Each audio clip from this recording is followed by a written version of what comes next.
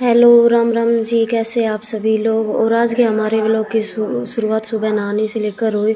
और फिर मैंने नहाने के बाद अपने दादा पितर के आगे जोत जलाई और उनका आशीर्वाद लिया। दादा पितर का आशीर्वाद लेने के बाद मैंने अपने ठाकुर जी के आगे भी जोत जलाई और उनका भी आशीर्वाद लिया। फिर मैंने वॉशिंग मशीन में कपड़े धोने के लिए डाले, क्योंकि मैं काफ़ी दिनों से कपड़े नहीं धो पाई थी तबीयत ख़राब की वजह से।